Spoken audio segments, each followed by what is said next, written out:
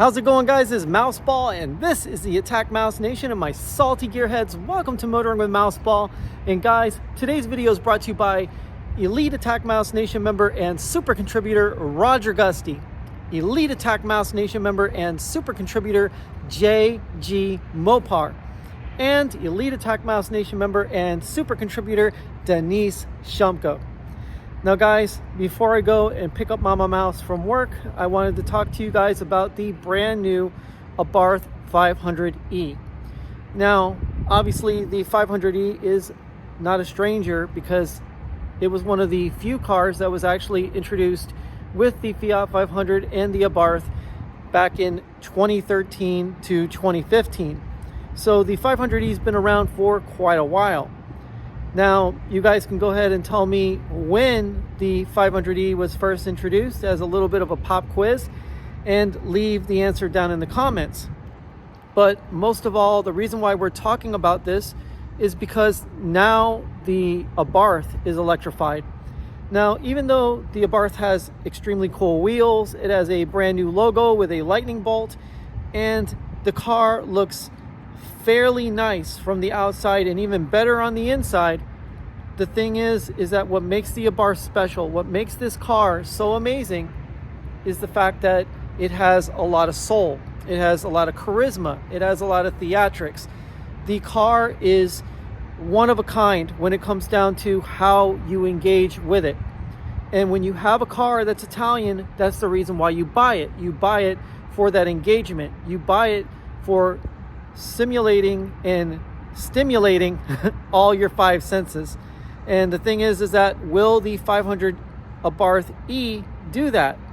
Well, in a word, probably not, because when you think about the fact that they're actually pumping fake sound into the cabin via your speakers, well, as you're driving, whenever you press on the accelerator pedal, well, you're going to hear the noises come on with the throttle position, which will fool a normie into thinking that they're engaging with the car.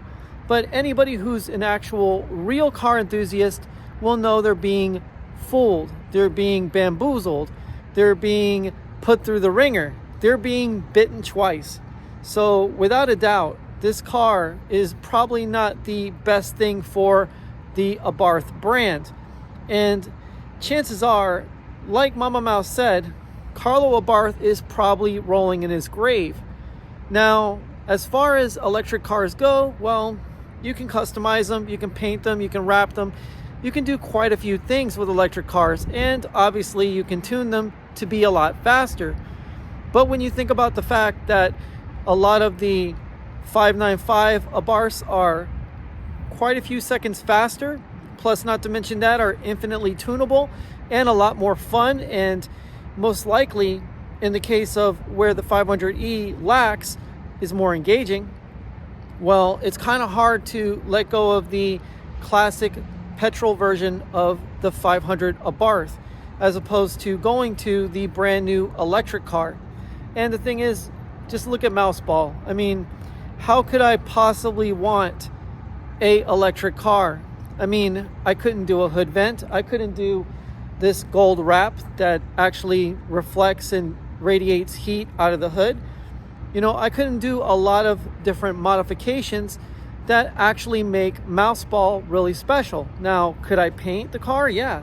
I could do a lot of graphics. I could do a lot of things with the electric car as far as putting storage and finding neat and ingenious ways to actually make the car more useful.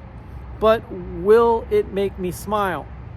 Now, obviously, I've been in Teslas with my friend Mike Z06, and we've had plenty of seat time in those. And I won't lie to you, an electric car is extremely fast. Not to mention that it's very comfortable, the technology is way ahead of its time, and it's definitely something interesting.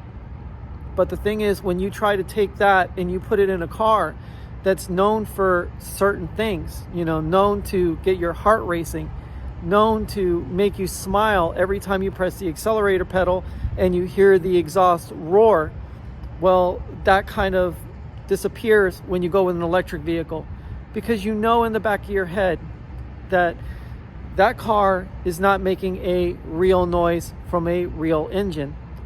That car is faking it till it makes it. And the thing is, it'll never make it because it's never going to have a combustion engine.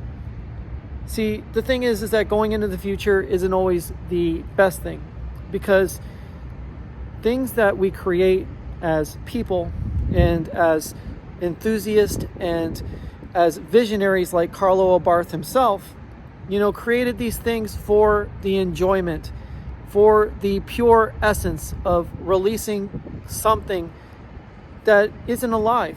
You would think that, hey, this car can't possibly be alive. It has no soul. It's an inanimate object. It's dead. The thing is, Italian cars are very much alive. Italian cars are very much a car that has soul, because when you get behind the wheel, you are giving that car life. You are giving that car the best of what it could ever have, and that's you behind the wheel, steering the car, drifting the car, mashing the pedal to the floor, making that engine roar to 6,500 RPM, and hitting that red line every shift. And with every pop and bang, you know for a fact that you're not in just any ordinary gasoline car. You're in an Italian car, and you're in one that not just the elite can afford, you're in one that you can afford.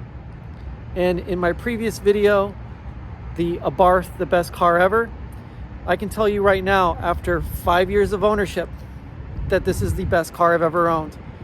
And it's by far one of the greatest cars ever on the planet. So guys, stay happy, stay healthy, stay wealthy. And remember, even though we like electric mice from Pokemon, doesn't mean we want our Abarth electrified. Take it easy, guys. Mouseball out.